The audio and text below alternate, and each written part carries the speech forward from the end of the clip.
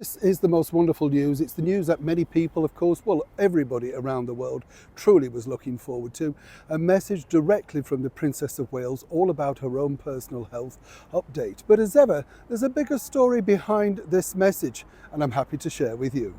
Morning, how are you? Nice to see you. Thank you so much as ever for your company today. We'll have a quick wave. We are in Parliament. I know it looks like picture postcard stuff, doesn't it? But as I said, I'm doing a lot of work at the moment covering Parliament and the political debate, shall we say, that's going on around the world right now.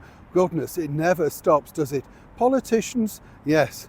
You know, they just fall out to say all the negative stuff about each other. How on earth do we ever get through any of this stuff, you know? So it's always nice and welcome to have some wonderful, heartwarming news about a lady that really has gone through her own personal battle. And when you think about it, nobody has gone through a battle on such a public stage, of course, as the Princess of Wales. Following that video in March, we're thrilled to learn that at the time of recording this particular message, the Princess of Wales will be attending the official birthday of His Majesty the King Charles III.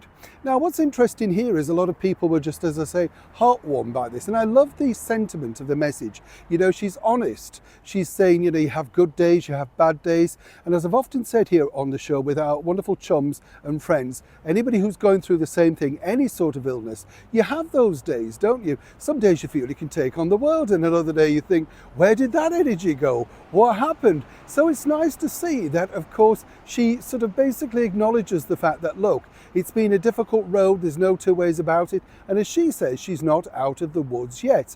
But the reason, of course, that she wants to return for the official birthday of His Majesty the King is this, and let me tell you, you see, he literally went personally to see her and said, you know, they're in contact literally every single day, sometimes up to 3 times a day, because he's very concerned about her, like she is him. Let's not forget, he's going through his own personal health battle.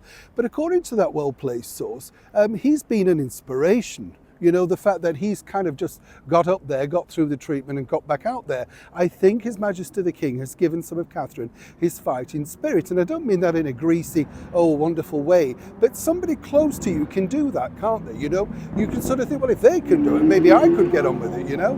Now, what was interesting was, as of Wednesday of this week, sadly, it wasn't going to be the case. And I brought you the report about how, of course, the 3 children were being encouraged to attend Troop in the Colour with, of course, their father, His Royal Highness the Prince of Wales, Prince William. And that was going to be apparently this sort of, well, that was it, you know. Sadly, Catherine didn't feel well enough for it. But then a visit from His Majesty the King, if she could, would she, if she felt, you know, strong enough, all of that sort of thing, well, she would be more than welcome. Apparently Catherine, according to that well-placed source, was absolutely very emotional, simply because the King had come down to personally ask her.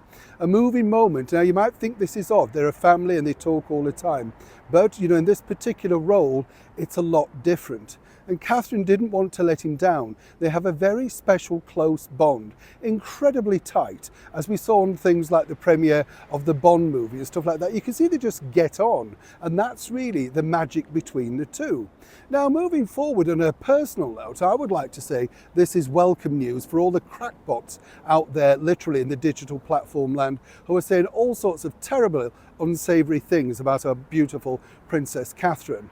And what I would also say for those that, you know, if she does feel still like making it, as I say at the time of the recording, we don't know 100%. Things can change literally in a few hours. But when she does return, let's have a bit of civility and cordiality. You know, a woman is going through a particular health issue. Maybe she's going to feel vulnerable. We don't need her picking apart. We should just be thrilled that she's actually made a wonderful, sterling effort to be amongst us once again, showing everybody, of course, that, well, you know, there's new life around every single corner if you look for it. I, for one, and I'm sure you are absolutely thrilled. Thank you, Mom. Neil Sean, Parliament, London.